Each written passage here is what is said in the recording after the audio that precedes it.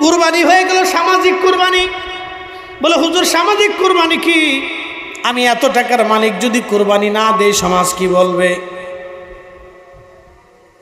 আমি এত টাকার মালিক, যদি কুরবানি না দেই সমাজ কি বলবে? সেই জন্য আমরা কুরবানি দিলাম, সেই জন্য কুরবানি দিলাম। এই কুরবানি রব্বে কারীমের দরবারে মঞ্জুর হবে না, কবুল হবে না। আর একটা কুরবানি আছে পাল্লাপাল্লি, পারাপারির কুরবানি। বলে হুজুর এটা কেমন? আব্দুল করিম কুরবানি গরু আনছে 1.5 লাখ টাকা দিয়া, আমি 2 লাখ টাকার একটা আনবো। ও আনছে 5 লাখ টাকা দিয়া, আমি 10 লাখ টাকার একটা আনবো।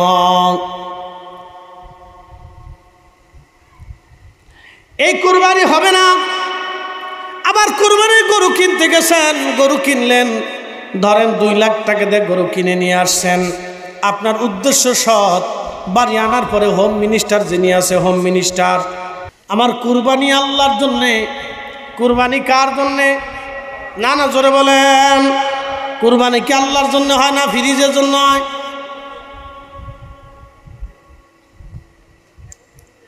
এখন ফ্রিজের জন্য। আল্লাহর জন্য কয়জনে দেয়? আল্লাহর জন্য হিসাব করলে কুরবানি অনেকেরই হয় না, কারো সুদের টাকা। এই আসতে বলবেন না, জোরে বলবেন। আমি জানি মেহেরপুরের মানুষ মরা না, এটা তাজা মানুষ, পরিশ্রম করা মানুষ। একসাথে বলেন, কথা কান জোরে বলেন। কারো সুদে টাকা, কারো ঘুষে টাকা। সুদে টাকা দিয়ে গরু কুরবানি করা, এটা আর শুয়োর জবাই দেওয়ার ভিতরে তফাৎ রইল কি? শুয়োরও হারাম আর সুদের টাকার গরু হারাম। কি কথা কান না জোরে বলেন। ঘুষে টাকা আর গরু হারাম, ওই শুয়োরের গোশত হারাম। তো দুটোটাই হারাম, কোনোটাই তো হালাল না। তো যাচ্ছে তা সেচ্ছে চাই, হেতাতে একই কথা। কি কথা কান জোরে বলেন। তাহলে কুরবানি কি আমাদের জন্য, আল্লাহর জন্য না ফিরিজের জন্য? আবার রাজনৈতিক কুরবানি আছে। কি ভাবতেছেন কি রাজনৈতিক কুরবানি নাই? রাজনৈতিক কুরবানি যে 10 লাখ টাকার গরু যদি কুরবানি না দেই, তাহলে আমার ফাইতে আছে, ওরা গোশত টোস্ত পাবে না। আর ওরা গোশত টোস্ত না পেলে সারা বছর পরে কুরবানি আসতেছে, ওরা তো আমার সাথে থাকবে না, ভোট টোট দেবে না। বুঝতে পারছেন? এটা নাম হচ্ছে রাজনৈতিক কুরবানি। কথা খারাপ করতেছি ভাই না? একটা কথা খারাপ, সব যুক্তি সম্পন্ন কথা। রাজনৈতিক কুরবানি অনুসুকি হাবিব, আপনি বলে দেন কুরবানিটা আমার জন্যই হবে। তো ধরেন কুরবানির গরু 2 লাখ টাকা দিয়ে নিয়ে আসছে, তো হোম মিনিস্টার গরু বাড়ি আনার পরে হোম মিনিস্টার বলতেছে, করিমের বাপ গরু কত নিছে? 2 লাখ নিছে।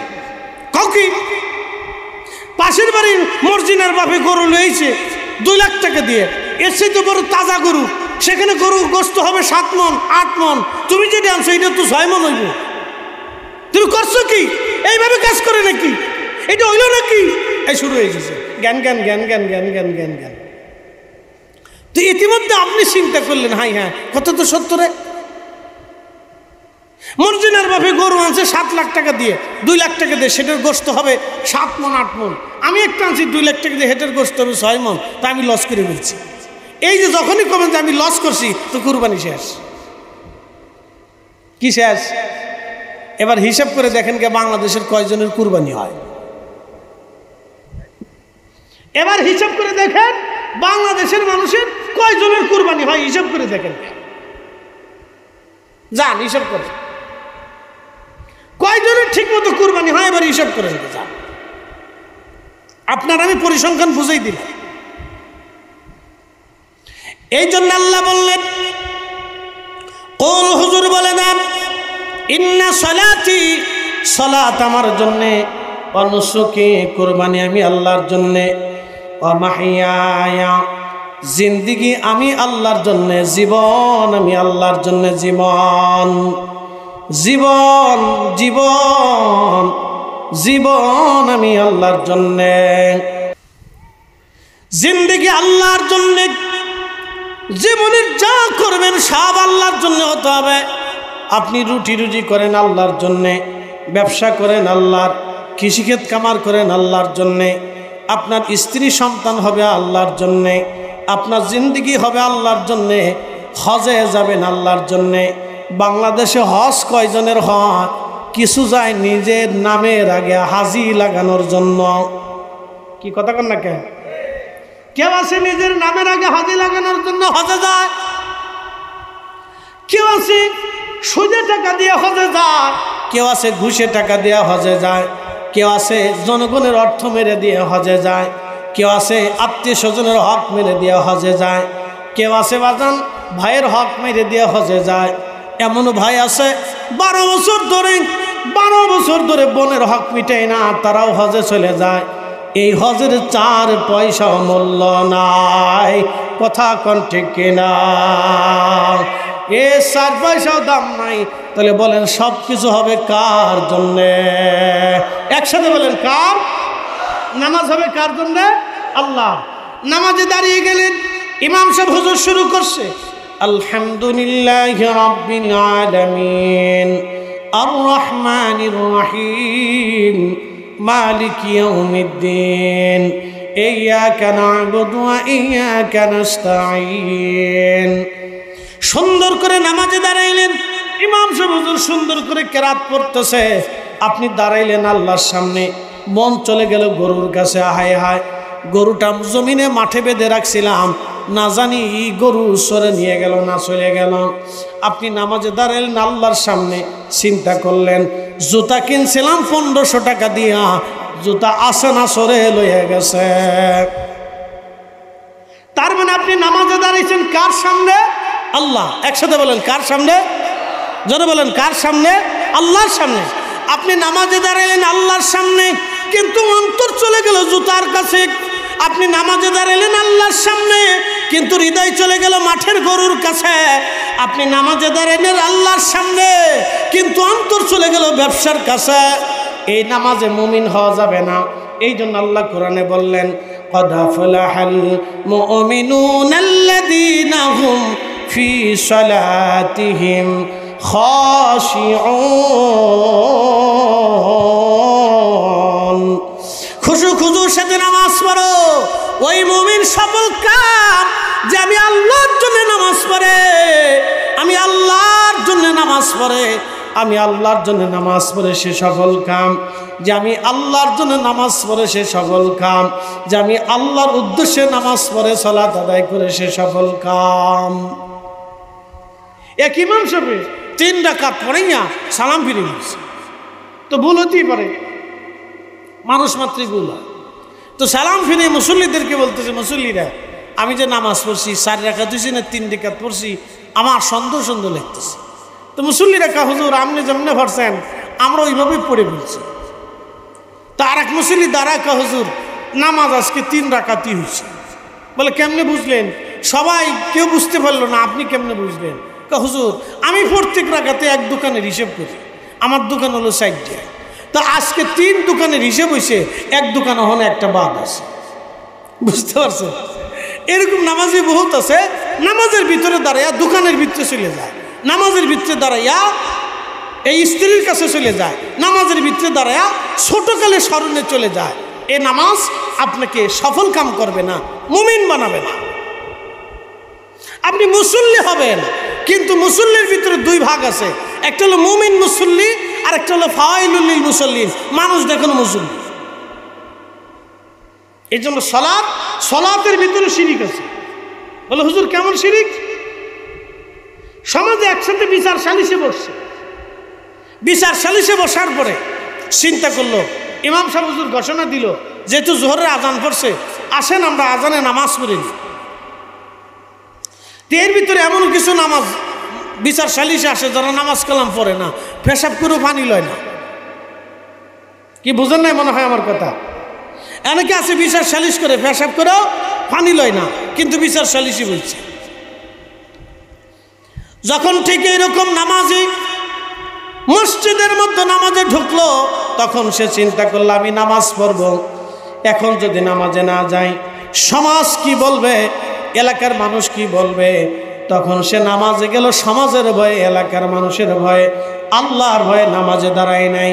ওই নামাজটা আল্লাহর দরবারে শিরিক হিসেবে গণ্য হবে, কারণ সে আল্লাহ ব্যতীত মানুষকে ভয় পেয়েছে, এই জন্য তার শিরিক হয়ে যাবে নামাজ। নামাজ তো হবেই না, নামাজের মধ্যে শিরিক ঢুকবে, নামাজে শিরিক, নামাজ শেষ। নামাজ নাই, কিছু নেই, এক কথাই শেষ। নামাজ নাই, কিছু নেই, নামাজ আছে, সব আছে। নিয়ত যদি সহি হয়, অল্প আমলে কি নাজাতে ব্যবস্থা হয়ে যাবে। আর নিয়ত যদি সহি না হয়, তাহলে 1000 বছর আমল করলেও কাজ হবে। অতএব আপনাদের সামনে এগুলি উপস্থাপন করলাম। আল্লাহ আমাদেরকে এগুলি আমল করার তৌফিক দিক। সকলে বলে না আমিন। না না, একসাথে বলে না আমিন। এই জন্য মুমিনের পরিচয় আপনাদের সামনে তুলে ধরলাম। মুমিনের পরিচয়, তার মানে এখন মূল অর্থটা কি? আমাদের সব কিছু কার জন্য হতে হবে? ইখলাসের সাথে আল্লাহর জন্য করতে হবে। যদি করতে পারেন তাহলে সব কিছুতে কামিয়াব হবে। আর যদি না করতে পারেন, অহুত পরিমাণ দানও যদি করেন তাও লাভ হবে না। আপনার জীবন যুদ্ধে শহীদ হয়ে গেলেও কাজ হবে না। আপনি সারা জীবন নামাজ পড়লেন, হেরেমে নামাজ পড়লেও কাজ হবে না। আপনি লক্ষ লক্ষ হাদিস মুখস্থ থাকলেও কাজ হবে না, যদি আমল ইখলাসের সাথে না হয়, আল্লাহর জন্য না হয়। এই কথা মনে রাখবেন। আল্লাহ আমাদেরকে বুঝার তৌফিক দান করুন। সকলে বলে না আমিন। কিছু কথা আপনারা আশা করি বুঝতে পারছেন। এই কথাগুলি আপনারা বাড়ি পর্যন্ত নিয়ে যাবেন, দান করবেন, অধিক পরিমাণে দান করবেন, অধিক পরিমাণে সদকা দিবেন, আল্লাহকে খুশি করার জন্য দিবেন। আল্লাহকে খুশি করে দান করলে কি হয়? একটা ঘটনা বলবো। ইমাম আবুল ফারাজ ইবনুল জৌজি 900 বছর আগে তার একটা কিতাব লেখছেন উয়ুনুল হিকায়াতের ভিতরে তিনি ঘটনাটা লেখছেন। একসাথে বলবেন আল্লাহু আকবার। না না, জোরে বলেন, জোরে জোরে জোরে জোরে আল্লাহু আকবার, নারে তাকবীর। আমি জানি রাত বেশি, আপনারা দিনে পরিশ্রম করেন, কষ্ট দেব না। আলোচনার ইতি টেনে নিয়ে আসছি, ঘটনাটা আপনাদের সামনে উপস্থাপন করে এখান থেকে কিছু শিক্ষা নিয়ে আপনাদেরকে নিয়ে দোয়া করব। বাইরে যারা আছেন ভিতরে চলে আসবেন, ঘোরাফেরা করবেন না। জীবনে বহু ঘুরবেন, কিন্তু কতদিন ঘুরবেন? হাত্তা জুরতুমুল মাকাবির, কবর পর্যন্ত। এরপরে আর ঘোরাঘুরির সময় নেই। কথা ঠিক আছে না? এরপরে আর ঘোরাঘুরির কোনো সুযোগ নেই। ওরে আল্লাহ, অনেকগুলি ইচ্ছে। আচ্ছা, এই ছোট ছোট কিছু প্রশ্ন আছে, এগুলি উত্তর দিয়ে দিই। ঈদের দিন কবর জিয়ারত করা যাবে কিনা? অবশ্যই যাবে, লক্ষবার যাবে, কোটিবার যাবে। ঈদের দিন, ঈদের পরের দিন, তারপরের দিন, ঈদের আগের দিন, বছরে যে কোনো দিন, যে কোনো সময় আপনি সুবিধাজনক সময়ে আপনি কবর জিয়ারত করবেন, কোনো নিষেধ নেই। রসুল বলতেন নাহাইতুকুম আন জিয়ারাতিল কুবুর, কবর জিয়ারত নিষেধ করতাম, ফাজুরুহা, তোমরা কবর জিয়ারত করো। একসাথে বলবেন না মারহাবা। কবর জিয়ারত করবেন। মহিলারা কি ঈদের নামাজে ঈদগায় যেতে নামাজ আদায় করতে পারবে? না, মহিলারা কোনো নামাজে মসজিদে যাওয়া জরুরিয়ত না। মহিলারা ঘরে নামাজ পড়লেই যথেষ্ট হবে। বলে হুজুর অন্য অন্য দেশে যায়, শাফি মাযহাবের মাসালা অনুযায়ী যায়, কিন্তু হানাফি মাযহাবের ফতোয়া অনুযায়ী যায় না। কেন? আপনাদেরকে বলে দিয়ে যাই। হযরত ওমর রাদিয়াল্লাহু আনহুর জামানাতে হযরত ওমর রাদিয়াল্লাহু আনহু দেখলেন নারীরা মসজিদে নামাজ আসে, কিন্তু ফিতনা ছড়িয়ে যাচ্ছে। বলে ফিতনা কেমন? আপনাদেরকে আরেকটু বুঝাই। নারীরা বাজার করে, মাঠে যায়, আত্মীয় বাড়ি যায়, তাই বাড়ি, শ্বশুর বাড়ি, বিভিন্ন জায়গায় ঘুরতে যায়। আমরা বলি না যে তারা বেপর্দায় ঘুরতে যাওয়াটা হালাল এবং জায়েজ, এই কথা আমরা বলি না। মুহরিম ব্যতীত তাদের ঘুরতে যাওয়া, বাইরে যাওয়া নিষেধ আছে। তো খুব মনোযোগ দিবেন। মহিলারা নামাজে কেন জামাতে যাবে না? হযরত ওমর রাদিয়াল্লাহু আনহুর জামানায় হযরত ওমর দেখলেন ফিতনা ছড়িয়ে যাচ্ছে। ফিতনা বুঝতে পারতেছেন? আপনার স্ত্রী যদি প্রত্যেক দিন 5 ওয়াক্ত আপনার ঘর থেকে মসজিদে এসে নামাজ পড়তে আসে, তো বাড়ি ভাড়া দেবে কি? আচ্ছা, এটা একটা। আপনার মেয়ে, যুবতী মেয়েটা প্রত্যেক দিন 5 ওয়াক্ত নামাজ পড়ার জন্য মসজিদ থেকে, বাড়ি থেকে মসজিদে বেরোয়, তো পাশের বাড়ির একজনে চিন্তা করলো জরিনা প্রত্যেক ওয়াক্তে নামাজে মসজিদে যেহেতু রাস্তা দিয়ে যায়, তাহলে জোহরে না পাইলে আসরে পাবো, আসরে না পাইলে মাগরিবে পাবো, মাগরিবে না পাইলে এশাই পাবো। বাংলাদেশে পুলিশ প্রশাসন দুর্বল হওয়ার পরে যে পরিমাণে দর্শন বাড়ছে, আপনার গা শিহরে উঠবে। এই কথা কন না কেন? জোরে বলে। খালি বললেই হবে নাকি, মাসলা দিলেই হবে নাকি? হযরত ওমর রাদিয়াল্লাহু আনহু চিন্তা করলেন, আহা, আমাদের এই জমানায় যদি ফিতনা সৃষ্টি হয়ে যায় তাহলে পরবর্তী জামানার ঈমানদাররা, মুসলমানরা ঈমানই দুর্বল হবে। অতএব হযরত ওমর বললেন, না, তোমরা মসজিদে নামাজ পড়বে না, তোমরা যার যার ঘরেই নামাজ পড়বে। হযরত ওমর একবারে ঘটা করে নিষিদ্ধ করে দিলেন, তোমরা আর মসজিদে আসবে না। একসাথে বলবেন আল্লাহু আকবার।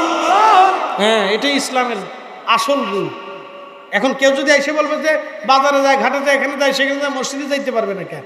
মসজিদে যাইতে পারবেন, আর অনেক ব্যাখ্যা আছে। হযরত ওমরের কাছে যা জিজ্ঞেস করেন গা, তিনি খলিফাতুল মুসলিমিন ছিলেন। কবরে খেজুরের ডাল দেওয়া যাবে কিনা? 1000 বার যাবে। কবরে খেজুরের ডাল দিবেন, কাঁচা ডাল গেড়ে দিবেন, কোনো অসুবিধা নেই। কবরে খেজুরের ডাল এই জন্য গেড়ে দিবেন, এই ডাল যত সময় পর্যন্ত কাঁচা থাকবে তত সময় পর্যন্ত আল্লাহর জিকির করবে, আর যত সময় জিকির করবে তত সময় জিকিরের কারণে আল্লাহ কবরের আযাবকে হালকা করে দিবে। সালাতে নিয়ত কি মুখে পড়া আবশ্যক? না, সালাতে নিয়ত হলো অন্তরের নিয়ত। অন্তরের নিয়তটাই যথেষ্ট আপনার জন্য। মহিলা মাহফিল করা যাবে কিনা? মহিলারা মাহফিল করতে পারবে, মাহফিলে বসতে পারবে, মাহফিল শুনতে পারবে, মাহফিলে যেতে পারবে তারা মাহফিলে, এবং তাদের নির্দিষ্ট পর্দার আড়াল ভিতর থেকে তারা করতে পারবে, নিষেধ নাই। আমি এখানে কারো নাম নিব না। এক ব্যক্তি সম্পর্কে লেখা হয়েছেন, বাংলাদেশের একজন লামাজাবি ঘরানার এক ব্যক্তি, তার থেকে এলেম নেওয়া যাবে কি না? আমি কোনো ব্যক্তি সম্পর্কে বলবো না। আপনারা এলেম তার থেকে নেবেন কেন? এলেম আল্লাহ রসুল। আচ্ছা, আপনারা বলেন, এলেম আপনি আমার কাছ থেকে নেবেন কেন? আমার দিকে তাকান। এলেম কি আমার কাছ থেকে নেবেন? এলেম আপনি দেখবেন সাহাবিরা কেমনভাবে চলছে। কি কথা ঠিক আছে না? সাহাবিরা, 4 মাযহাবের ইমামরা যে এলেম দিয়ে গেছে, আমরা তাদের কাছ থেকে এলেম নিব। আমরা অন্য কোনো ব্যক্তি থেকে এলেম নেওয়ার দরকার আমাদের নাই। মনে রাখবেন, জমি বন্ধক রাখা কি জায়েজ আছে? এখন কোন সিস্টেমে বন্ধক রাখে আমি জানি না, তবে এক সিস্টেমে বন্ধক রাখে যে জমি আমি টাকা দিলাম, আপনি জমি দিলেন, এরপরে আমি জমি ততদিন খাবো, আপনি ততদিন পর্যন্ত এই টাকা না দিবেন, ততদিন জমিন আমি খাবো। এর ভিতরে অনেক প্যাচগোছ আছে, এই খাজনা বাজনা আছে, নানান কিচ্ছু কিনে বাংলাদেশে এগুলি চলে। এখন অনেকেই বলছেন এগুলি যাবে না, অনেকে বলছেন শর্ত সাপেক্ষে যাবে। তো এগুলি নিয়ে সারা বাংলাদেশে এই বন্ধক টন্ধক সিস্টেম সারা বাংলাদেশে আছে। তবে আমার দৃষ্টিকোণ থেকে যতটুকু সম্ভব সেভ মতো চলাই ভালো। কিছু অংশ জমির মালিককে দিয়ে দেবেন, তাহলে হালাল হয়ে যাবে, অসুবিধা নেই। টাকা দিয়ে ফিতরা আদায় করা যাবে কি? টাকা দিয়ে পারেন, গম দিয়ে পারেন, জব দিয়ে পারেন, খেজুর দিয়ে পারেন, আপনি খাবার অর্থ যা দিয়ে পারেন সব দিয়ে ফিতরা আদায় করা যাবে, কোনো নিষেধ নেই। কবর জিয়ারত করার সঠিক নিয়ম কি? কবর জিয়ারত করার সঠিক নিয়ম হচ্ছে, কবরের দিকে ফিরে দাঁড়াবেন, পায়ের কাছ থেকে ফিরে দাঁড়াইয়া কবরের দিকে দাঁড়াইয়া আপনি দোয়া দুরুদ পড়বেন, সূরা ফাতিহা ইখলাস, যেই সূরা ইখলাস পড়েন, দুরুদ পড়েন, পড়ে এরপরে আপনি দোয়া করবেন। আপনি এটি হচ্ছে সঠিক নিয়ম। মহিলাদের পর্দার বিধান কি? মহিলাদের পর্দা ফরজ, করতেই হবে, না করলে কবিরা গুনাহ হবে। ফরজ সালাতে ইমামের সাথে সূরা ফাতিহা মিলাতে হবে কি? অবশ্যই ফরজ সালাতে ইমাম সূরা ফাতিহা পড়বে, আপনি সূরা ফাতিহা শুনবেন, আর ইমাম যদি আস্তে আস্তে মনে মনে পড়ে আপনি চুপচাপ থাকবেন, না পড়লেও চলবে, অসুবিধা নেই। বাংলাদেশে ইসলাম সর্বপ্রথম কারা এনেছিল? ওলিয়া উলিয়াগণ নাকি সাহাবিগণ? দেখেন, সাহাবে کرام প্রথম এসেছিলেন, তাবিগণ, তাবিন এসেছিলেন, কিন্তু ইসলাম সামগ্রিকভাবে প্রতিষ্ঠিত করছেন পরবর্তীতে হযরত আউলিয়া کرام। হযরত আউলিয়া کرام ইসলাম সামগ্রিকভাবে প্রতিষ্ঠিত করছে। অতএব ইসলাম বহু আগে থেকে দেশে আসছে। সাহাবে کرام এসেছিলেন চট্টগ্রামে, কিন্তু তাদের ওই জমানাতে ব্যাপকভাবে পরিসিদ্ধি লাভ করে নাই। পরবর্তীতে আউলিয়া کرام অনেক সময় দিয়েছিলেন, কিন্তু সাহাবে کرام বেশি সময় দেন নাই, তারা সময় দিতে পারেন নাই। মাযহাব মানা যাবে কি? অবশ্যই মাযহাব মানতে হবে। মাযহাব না মানলে আপনি পথভ্রষ্ট হয়ে যাওয়ার সম্ভাবনা আছে। মাযহাব মানতে হবে অবশ্যই, না মানলে পথভ্রষ্ট হবেন। বলে কি দলিল? আল্লাহ কোরআনে বলছেন, ফাসআলু, তোমরা জিজ্ঞেস করো, আহলা জিক্রি, আহলু জিকির যারা, উলামায়ে کرام যারা, তাদের কাছে, ইন কুনতুম লা তা'লামুন, তুমি যেই বিষয় জানো না, তুমি আহলে জিকিরদের কাছ থেকে সেই বিষয়টা জেনে নাও। অতএব মাযহাব মানতে হবে আপনাকে, আল্লাহর কোরআনের নির্দেশনা। 2 নম্বর প্রশ্ন করেছে, পালিয়ে বিয়ে করা জায়েজ আছে কি? না, পালায় বিয়ে করা জায়েজ নেই, এটা হারাম। পালায় বিয়ে করলে ওই বাবা মা বেজার হবে, শ্বশুর শাশুড়ি বেজার হবে, এটা বিলকুল হারাম, বিয়ে করা যাবে না। আর পালায় পালায় বেটির সাথে কথা বলবেন, সেটা তো 1 নম্বরে হারাম। কি কথা কন না কেন?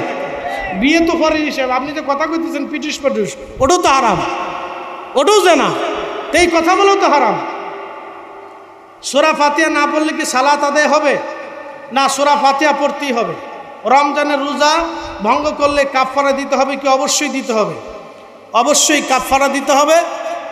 এক রোজার বিনিময়ে আপনাকে 60 জন মিসকিনকে খাওয়াইতে হবে, অথবা একটানা আপনাকে রোজা রাখতে হবে। মানুষ মারা গেলে মাইকিং করা যাবে কিনা? মানুষ মারা গেলে মাইকিং করবেন সামান্যতমভাবে, মানুষ যাতে জানে যে লোকটা মারা গেছে। রাত 12টার পর এশার নামাজ পড়া যাবে কি? এশার নামাজ ফজরের আগ পর্যন্ত পড়া যায়, অসুবিধা নেই। আবার বলি, এশার নামাজ ফজরের আগ পর্যন্ত পড়া যায়, কিন্তু 12টার আগ পর্যন্ত পড়া হলো উত্তম। 12টার পরে গেলে একটু অনুত্তম হয়, নেকি কম হবে, বুঝতে পারছেন? অতএব মধ্যরাতের আগেই আপনারা এটা শেষ করবেন। হাফ হাতা জামা কাপড় পরে কি নামাজ আদায় করা যাবে? নামাজ হয়ে যাবে, কিন্তু সুন্নতের খেলা। হাফ হাতা নামাজ জামা দিয়ে নামাজ পড়লে নামাজ হবে, কিন্তু সুন্নতের খেলা। জন্মদিন পালন করা যাবে কি? জন্মদিন পালন করা যাবে, কিন্তু সেটা বৈধ পদ্ধতিতে। সেটা বৈধ কি? দোয়া দুরুদের মাধ্যমে, নেকের মাধ্যমে, সৎকার মাধ্যমে, গরিব মানুষের খাওয়ানোর মাধ্যমে। হাট্টিমা টিম পাড়া, তারা মাঠে পারে ডিম, তাদের ঘোড়ার দুধের ডিম, happy birthday to you, happy birthday to you.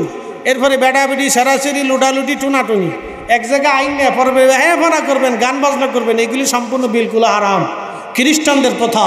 এগুলি থেকে আল্লাহ আমাদের বাঁচায় রাখুক, সকলে বলে না আমিন। আশা করি বুঝতে পারছেন। সংক্ষিপ্ত সারছি, এর ব্যাপকভাবে বলতে গেলে রাহেত পার হবে। যাক ইনশাল্লাহ, হ্যাঁ ইনশাল্লাহ তাবারক নিয়ে আসেন, বেশি দেরি করা যাবে না। আসেন আমরা তাবারক দেওয়ার আগে আল্লাহর হাবিবকে একটু দাঁড়ায়। বাংলাদেশের সবচেয়ে বড় মিনিস্টার উনি, ওই প্রাইম মিনিস্টার বলেন আর প্রেসিডেন্ট বলেন, প্রধান সেনাপতি বলেন, ওনার কাছে কিচ্ছু না। কি কথা কন না কেন? ডিসিএসপি বলেন, হোম মিনিস্টারের কাছে কিচ্ছু না, ওনার পাওয়ার বেশি বাংলাদেশে, বিরাট পাওয়ার ওনার। উনি যা করবে তাই মানতে হবে, কিছু করার নাই। যদি গরম ভাত খাইতে চান তাহলে ওনার কথা শুনতে হবে। যদি ভালো তাজা খাবার খেতে চান তাহলে হোম মিনিস্টার যা বলবে সেটা মানতে হবে, মানবেন, অসুবিধা নেই। হোম মিনিস্টার খুশি রাখবে। হোম মিনিস্টার খুশি না রাখলে ফেরা আছে, বিরাট ফেরা। তো ব্যবসা করে শান্তি পাবেন না, চাকরি করে শান্তি পাবেন না, কাজ করে শান্তি পাবেন না, মাঠে যায় শান্তি পাবেন না, ঘুরতে যায় শান্তি পাবেন না। হোম মিনিস্টার খুশি রাখতেই হবে, হোম মিনিস্টার খুশি রাখাই লাগবে। মহিলারা খুব খুশি হইতেছে, এই হুজুরই দরকার, এই হুজুরই দরকার, যে হুজুর আপনার পক্ষে কথা কয় না, হোম মিনিস্টারের পক্ষে বলতেছে। আসলে হোম মিনিস্টার খুশি রাখতো। আল্লাহ রসুল আমাদের আম্মাজানদেরকে খুশি রাখতেন, একসাথে বলবেন না মারহাবা।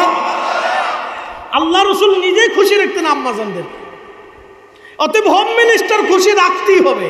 যদি না রাখেন আপনার চাকরি শেষ, ব্যবসা শেষ, কাজ শেষ, জিন্দগি শেষ, আপনার ঘুমানো শেষ, সংসার শেষ, সুখ শেষ, কিছু পাবেন না। ওনার খুশি রাখতে হবে, ওনার খুশি রাখবেন। কানের দুল, হাতের বালা, গলার মালা, মাথার টিকলি, নাকের ফুল, এগুলি দিয়ে খুশি রাখবেন, বেশি বেশি করে দিবেন। কাপড় চুপড় দামি দামিটা দিবেন, যা চাবি তাই দিয়ে দিবেন, অসুবিধা নেই। জমি এক পাশে যদি চাই তাও দিয়ে দেবেন, তুমি খুশি থাকো, দিবেন, ওনার খুশি রাখবেন। জিন্দেগি তোর যাইরে ফাঁকি দিয়া রে সোনার আদম, জিন্দেগি তোর যাই ফাঁকি দিয়া। ও আদম রে